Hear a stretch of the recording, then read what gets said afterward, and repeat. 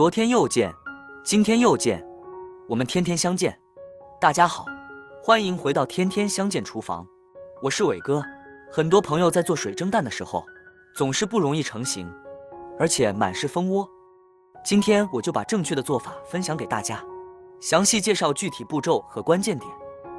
做水蒸蛋时，切记不要直接下锅了，让您做出来的水蒸蛋鲜美滑嫩无蜂窝，比豆腐还嫩。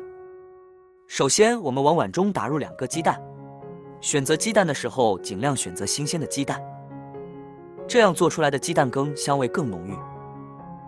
跟着碗里边加入一点点食盐，用筷子把蛋液充分的打散开，把食盐充分的搅拌溶解，加入食盐调味，一奶盐可以提供咸味，给鸡蛋羹增加底味的同时，提升鸡蛋羹的咸味。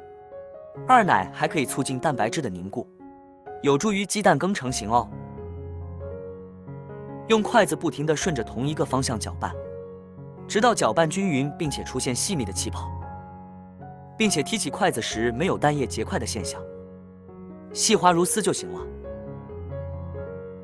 做水蒸蛋加水也是有讲究的，需要加入不超过40度的温水，加深水的话会出现马蜂窝的。很多朋友说自己做的水蒸蛋呢，很容易出现马蜂窝，就是这个细节没有注意到。不仅如此，鸡蛋与水量也是有比例的，两者比例掌握在1:1.5到1:2之间。也就是说，如果鸡蛋是60毫升的话，那么用水量就应该是在90到120毫升之间。用2个同样大小的碗放在一起，就看得很明显了。继续用筷子将两者充分的搅拌均匀，最少搅拌30秒以上，否则会出现蛋层分离不定型的现象哦。接下来调好的鸡蛋液，一定要用细密的滤网过一遍筛，筛出里面的气泡以及没有打碎的蛋清，这样蒸出来的口感呢更加的嫩滑。再用勺子将泡沫撇干净，这可就是蒸蛋不起蜂窝状的关键步骤哦。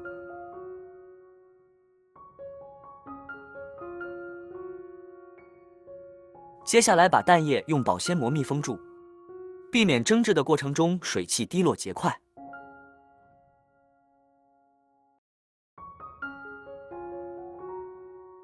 再用牙签扎一些小孔，这样方便蒸汽流通，使蛋根内外都保持相同的嫩滑度。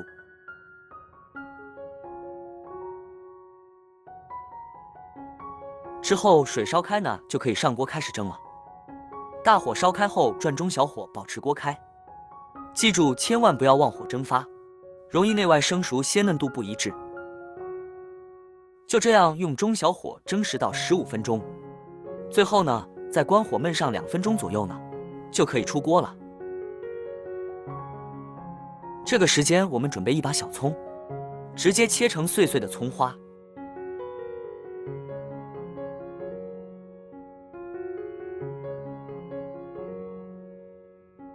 先放在一边备用。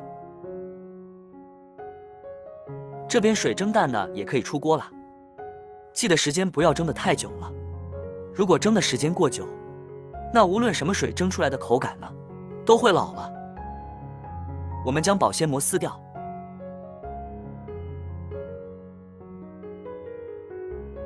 看一下这样蒸出来的鸡蛋特别嫩，一点气孔和蜂窝都没有，特别香和顺滑，并且还淡淡的哦。现在用小刀随意的切成格子状，这样方便食用也方便蛋羹入味。制作视频不易，您的每一个留言和每一个点赞、关注都是我前进的动力。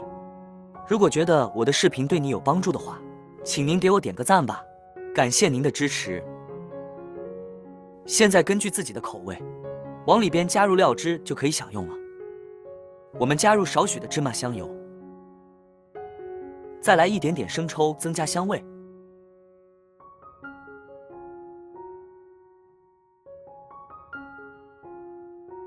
最后撒入一些葱花点缀一下，一道好吃的蒸蛋就做好了。只要记住以上几点，你也可以蒸出完美无瑕的水蒸鸡蛋哦。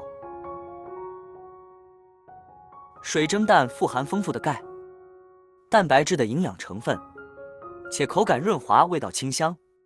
不管对小孩子还是对老人家的食欲，都有很好的促进食欲的作用。